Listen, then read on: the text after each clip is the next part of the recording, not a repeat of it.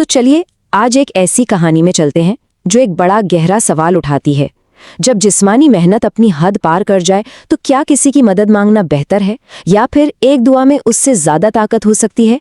ये कहानी है हजरत फातिमा की दुआ की, जो हमें ताकत और इबादत के रिश्ते को एक बिल्कुल नए नजरिए से दिखाती है।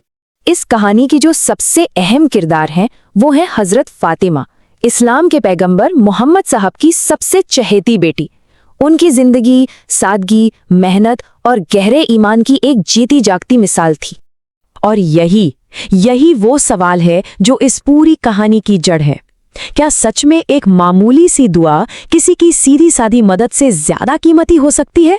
आइए इस कहानी में इसका जवाब तलाशते हैं। तो इस कहानी को ठीक से समझने के लिए सबसे पहले सैयदा फातिमा की जिंदगी की उस हकीकत को देखना होगा जहां से ये सब शुरू हुआ। वो ऐसी थीं कि घर का सारा काम, हर एक जिम्मेदारी वो अपने कंधों पर उठाए हुई थी। सुबह से लेकर शाम तक बिना किसी की मदद के उनकी जिंदगी मेहनत और खुददारी की एक मिसाल थी। लेकिन ये मेहनत और मशक्कत आखिर थी कितनी? चलिए इसे थोड़ा और करीब से देखते हैं। यही वो हिस्सा है जो इस कहानी को वाकई दिल छू लेने वाला बना देता है। जो असल कहानी है उसमें साफ तौर पर बताया गया है कि रोज रोज के इन कामों का उनके जिस्म पर कितना गहरा असर पड़ रहा था। चलिए उन मुश्किलों को और गहराई से जानते हैं। रोज रोज हाथ की चक्की पर अनाज पीसते पीसते उनके नाजुक हाथों पर छाले पड़ गए थे, निशान बन गए थे। सिर्फ इतना ही नहीं बल्कि दूर से पानी की वो भारी मश्क अपनी पीठ पर लाते लाते उनके सीने पर रस्सी के निशान तक बन गए थे। और हाँ, दिन भर घर की साफ सफाई, झाड़ू, पोंछा, इस सब में उनके कपड़े हमेशा मिट्टी से सने रहते थे। ये थी उनकी रोज की जिंदगी।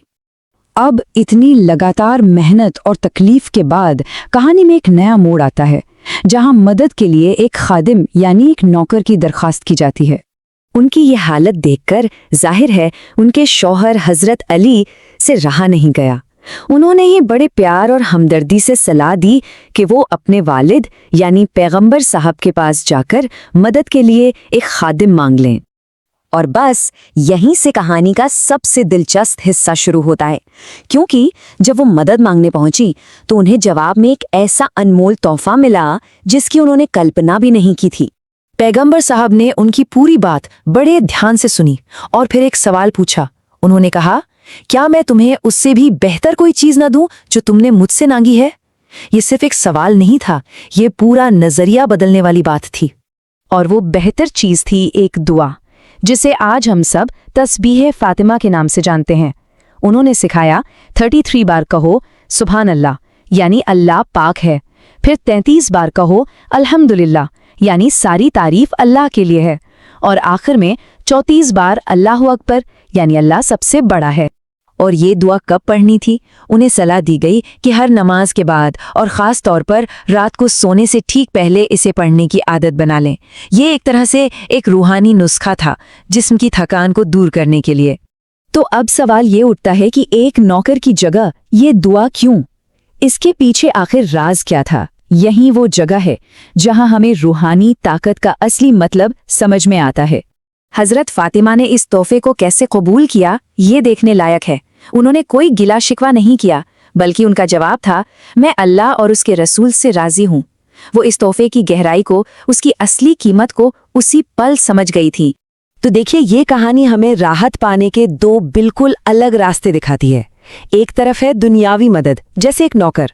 हाँ, वो जिस्मानी काम को हल्का जरूर कर देता है, लेकिन ये एक वक्ती, एक टेम्पररी सोल्यूशन है।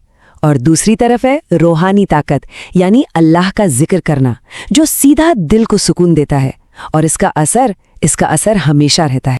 और हुआ भी यही। ये छोटा सा अमल, ये दुआ उनके लिए एक ऐसी अंदरूनी ताकत का जरिया बनी जिसकी कीमत उनके लिए किसी भी जिस्मानी मदद से कहीं कहीं ज्यादा थी। इसी ने उन्हें मेहनत जारी रखने की हिम्मत दी और दिल को सुकून दिया। तो आखिर में ये कहानी हम सबके लिए एक अहम सवाल छोड़ जाती है। जब हमारी अपनी जिंदगी में मुश्किलें आती हैं, जब मेहनत का पहाड़ सामने होता है, तो हम अपने ताकत कहाँ ढूंढते हैं? दुनियावी चीजों में या फिर अपने अंदर की रूहानियत में?